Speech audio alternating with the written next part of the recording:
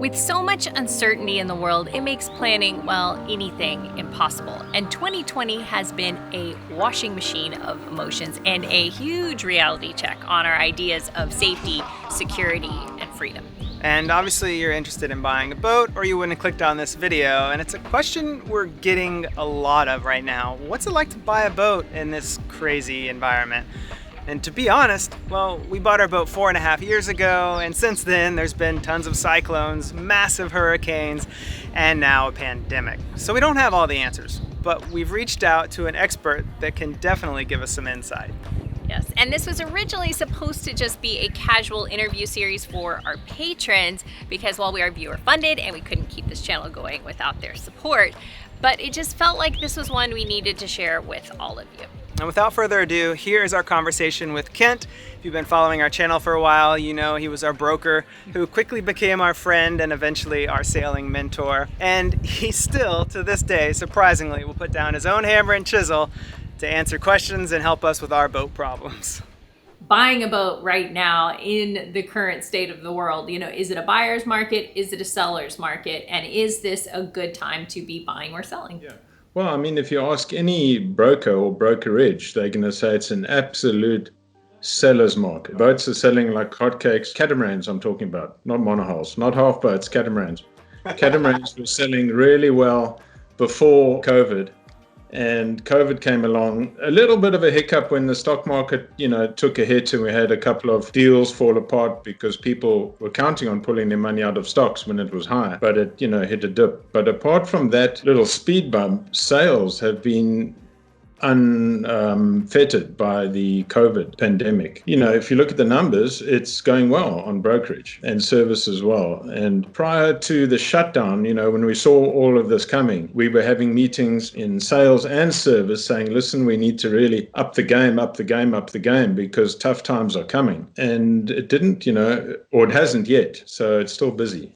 It's a good market. And is it busy in a bad way? Like a lot of people we've talked to are having trouble, one, even just finding a boat, but then two, making anything happen because of all of the different restrictions that, everybody needs to go through right now with distancing and time frames and everything. So, and because it's so busy, they're having trouble getting surveys and haul outs. Marina space, mooring balls, all that sort of stuff. Yeah.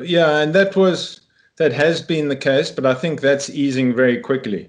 We're seeing easing up on, with people individually and then with corporations as well, whether it's boat yards or surveyors or brokers. And flying's been a big one. We've had a few deals where we've had to sell the boat without the buyer present, which is the best way to sell a boat. And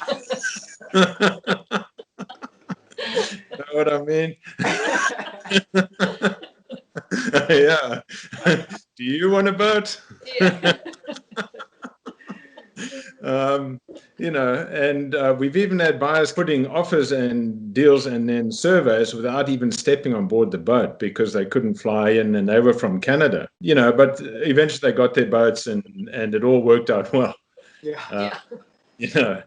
But yeah, it's been a stressful time because people have been planning to buy boats even before COVID, and then COVID comes along and it's like a wrecking ball mentally, but people have to get over that. And once they find a comfort level, that starts to stabilize and we're seeing even growth, in numbers. I think as a brokerage, we've had our best month this last month. Yeah. Jim said sales across the board are up like 20%. In catamarans, yes. Yeah. But even friends who've got businesses with powerboats and, other brokerages, they're doing well as well. Basically, what happened is that people have a mental check and saying, listen, these things are happening around me, which I can't control, but I've always wanted to go sailing. I've wanted to live on a boat, or I've wanted to throw lots of money into a boat and go nowhere, to do what I want to do. And they realized, well, let's just spend the money, buy a boat and go sailing, or even just live on a boat in a marina, and get some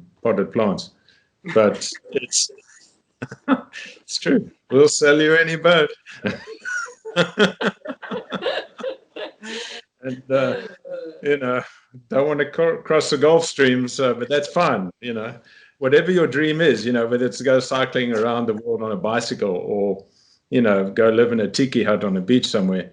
People are having that readjustment, and now as well, particularly, people are saying, no, let's go and do it. Let's take the kids or the family and go sailing, and not wait till everything's perfect, because now to wait for something to be perfect in the world just doesn't seem possible. Well, and the reality is that we never have any control over anything. That whole security is a superstition. It doesn't exist. It just takes an awakening, a big event for most of us to realize that, or to have that shakeup. And so that shakeup causes a stir, and people wake up all of a sudden and decide, oh, what am I doing? What am I waiting for? It's not going to happen. I got to go. Correct. Yeah. And people are, having the absolute rethink, and they're actually getting out there and doing it. And that's thanks to, people like yourselves who really make it, who bring it front and center, that it's very doable for someone who comes from an RV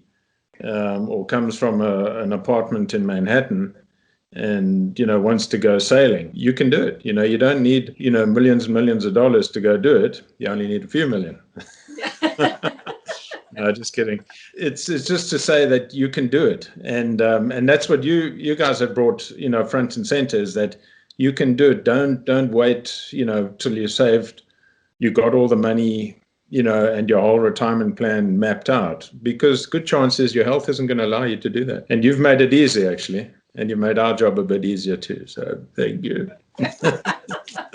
But we've made it harder to keep boats on the listings, right? Like, it's really difficult to find that perfect boat. They're still out there, right? But it's more the longer searching process, it feels like right now. Yeah, I mean, it's like when you bought your boat as well. It was and that was a couple of years back now. 4.5. Yeah. Yeah, that's crazy. I can see how much you've aged in that time. Yeah, thanks. But good news for you is your hairstyle stayed exactly the same. Yeah, no, I cut it short for this meeting. So 4.5 years ago, when you bought your boat, it was an absolute seller's market, and we had to put an offer fast, otherwise someone's going to get in between you. And they tried to anyway. Exactly, and that's happening now. It's even more difficult to get that deal. Much more difficult. I'm glad you're homeschooling your kids. Homeschooling. And it's far more difficult to find that ideal boat, and there's no such thing as the ideal boat. So you need to realize, if you're identifying that boat, is to move quickly and don't flip-flop, because you will lose that deal. And it might be 6 months before you find another one. The boats are selling so fast. And as brokers, the biggest issue now is listings. So we need listings. That's the biggest issue. On that note, when you were taking us around and showing us boats, like, we had a couple that we thought would be perfect, or they looked good, and then we got there, they were total trash, like hadn't been taken care of. Who knows how old the photos were. How would you recommend somebody now in this time to maybe buy a boat overseas or in another state? Sight unseen, if somebody can't get to the boat, because that seems to be a big issue right now too, is sometimes the boat that you're thinking might be perfect is somewhere you can't get to right now. Yeah, I mean, I would not rely on the brokers' pictures. A lot of brokerages just put the original pictures from when the boat sold 10 years ago, and it's been around the world twice since, and all that sort of thing, and a bunch of gypsies living on it. The listing broker is the one who has to be accountable, but they somehow don't always feel that way. Thank goodness in today's world we have FaceTime and this Skype and all that on our phones, so as to arrange a walkthrough on that vessel live. Yeah. And then you say, oh, show me the engines. Oh, show me underneath the engines. Just show me that crack again. I want to look at that crack a bit more. And, and you can direct the process. But to rely on a broker giving you, or salesman or CD salesman giving you biased information doesn't work. So a video walkthrough is good. Or if you can locate someone who works in the marina or the boatyard, or a friend who lives in that area, to go and do the walk around and take a video. Yeah, I was gonna say, would you trust a friend, or would you rather call like a service center and say, hey, you work in this marina, can I pay you to walk around? Yeah, you could do that, but the problem is you need to trust information. Yeah. And a service center, are they, prejudiced to one side or the other? Does the friend know what he's looking at or she's looking at? But it's better to do some more homework than just looking at the pictures on the listing. And it's not difficult to arrange. All brokers, if they want to sell their boat, are going to do a video walkthrough live with you, and we do that. We do it a lot, especially this COVID thing.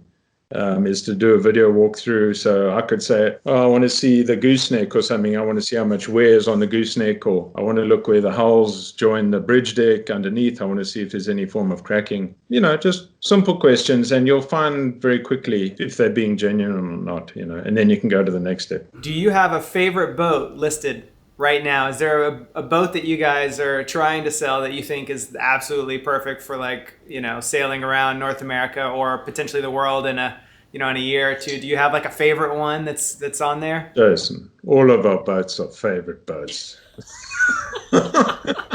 All of our lists, I'll tell you the truth though. Here, listen up. Truth, all of our listings are better than all the other brokerages listings. And scene. You see, that's how we sell boats. Now, I'll tell you what we have. We have an Outremer 5X, which means, the French always say to 5X. What is 5X? It means 59 feet. Don't know how that means 59. But so it's a 60-foot, basically, Outremer. And for me, that is a fantastic cruising boat. It's more of a machine, more to handle. But cruising, fantastic boat, but not cheap, just 1.7 million or something. And then, I'm not sure of all our listings, but the Leopard 48s are real hotcakes. The Leopard 46 was the Gino Morelli design, remains very popular. And the Leopard 48, which is also discontinued, is extremely popular. The Leopard 45 is quickly catching up to the 48 in terms of popularity. I would say now the Leopard 45 and the Leopard 48 are the two most popular cats out there, and for good reason. Yeah, for very good reason. And of course, our 43, just ours. Yeah, of course. Your 43. We'll take her as trade-in. We'll make you a deal you can't say no to. Should have bought a 46, right? Yeah, exactly. Yeah, I know a broker. We'll hook you up. Oh, man. Any final thoughts on just the world that we are in, and as far as people who are thinking about buying a boat? Would you say it's a good time to buy a boat, not a good time to buy a boat, or the same as any other? That's the gamble. What's the market going to do? Where's your money? Is your money in the market, or have you got cash sitting somewhere? The market, 1 week is up, next week it's down. Tech stocks are down now, Tesla and all of this. But next week it's probably going to be way up again. And what's the next event? Is it another round of COVID? Is it some SARS or something like that? A war somewhere? Or is the potential buyer going to get sick? A heart attack or something. The thing to evaluate is, am I ready to go sailing? Can I go sailing? Can I live on my boat, on a mooring ball somewhere? And then just to do it, because that what if 10 years, 20 years down the line, is no good, because hindsight's 2020, and I've met plenty of people who have said, if only. So I think it's a time to jump in, and go do what you want to do if you can, and or at least make some goals, and even if it's not sailing, go and do something you really wanted to do. Don't wait for the perfect time, because that isn't coming. Are you still the commissioning agent for some of the new boats coming in? Correct, yeah. So we're commissioning for Leopard, Fontaine Peugeot, and then we handle whichever Outremer's come our way as well. Are you seeing any delays in that process, like the new boat side? Yeah, there's been some delays, but nothing earth-shattering. The delays are there, and if a person's in line for their Leopard or FP or Outremer doesn't really have any delays, but they're not as a big operation as the other two. But bearing in mind, people are more tolerant of the delays now because of what we're all going through. You get some people bouncing up and down. Oh, my boat's not ready. My boat's not ready. But generally, people are far more tolerant of what's going on because the guys in South Africa are having huge issues of, getting the staff back in the factories. South Africa is still almost in curfew and they're having a huge problem. And people are more understanding of other businesses struggling to fulfill the time orders because the government is setting the mandate, or the virus, whatever you want to call it. So I think that the tolerance is high for schedule adjustments. So you brought up a good point there. If you're going to buy a brand new boat, then you should buy an Outremer because there's no wait time. Is that what you're telling me? That's true. I didn't think of that, Jason, but that's actually a good point. You should be a broker. So you can wait a year for your Leopard, or you can get an Outremer right now. Well, no. To be honest, the Outremer is also a year and a half out, but that's purely because of the demand. And that's the same as Leopard. Leopard has been doing incredibly well pre-COVID and now on sales. I would never have thought 3 years ago that Leopard would be back ordered on their new boats. Never, because they got such big production facilities. But even that has been filled. And still the sales are happening, and I mean, you guys know it, and that's fantastic. We like it for many reasons, selling boats and fixing boats. But yeah, it's just a whole industry thing. It's just, if everyone's busy, it's a good thing. It's not competition, or if Lagoon's doing better than Leopard, or if FP's, doing better or not better. We want everyone to do well, because we're all in the industry, and it's an amazingly small world that we're in, whether you're cruising or, what do you call yourself? Vloggers. You're not vloggers. You're... Yeah. Vloggers. Influencers. Influencers. Oh, yeah. Yeah, I mean, even influencers, such as yourselves, if everyone's busy and if there's more influencers out there, then we'll jump to the next popular one. We'll drop you like a hot rock down a mine shaft.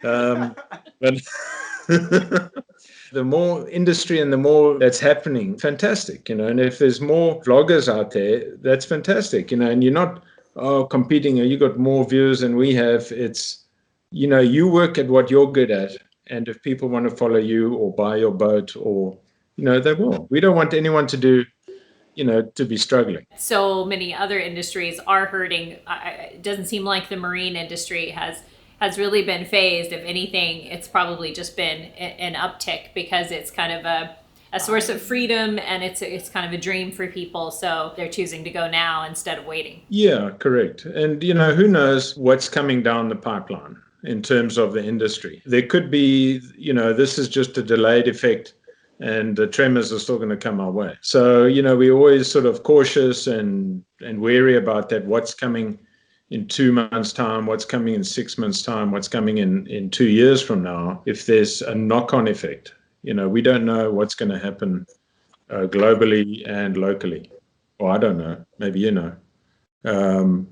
But you can't take it to the bank, and that's the thing. So you can't say, I'll buy a boat in 3 years' time, because everything will be settled down by then. We don't know. So people are concerned, if they buy a boat right now, where can they take it? Are they going to be able to do that around the world trip? So that's the big question right now for a lot of people, of whether to actually go forward with the purchase. And from our perspective here, that's one thing, but you talk to people, you've got clients all over the world. How do you feel about the current state of cruising if somebody gets into a boat right now? That was a question, let's say 3 months ago, or a bigger concern. Now it's not really coming up in the questions from what I see. It's, because if someone's buying a boat now in the States or in any country, let's say it's France or South Africa, preferably South Africa, we play better rugby. And we've got better wine. It's true. Yeah. I'll just let the comment section take over on that one. Yeah. Where was I? Yeah. So if you're buying a boat, let's say in France or in the States, generally you're going to be local with that boat while you find your feet. As you guys were, you were a year and a half local being the East Coast up and down the Bahamas, while you found your feet. And that's the same for any buyer. They're going to stay local and just figure out, if it's in Europe, you can travel, within Europe, in the Med or so. Okay, well, I think that's probably it for us. Yeah, so thank you so much for taking the time to chat with us and sharing your wealth of information. Yes.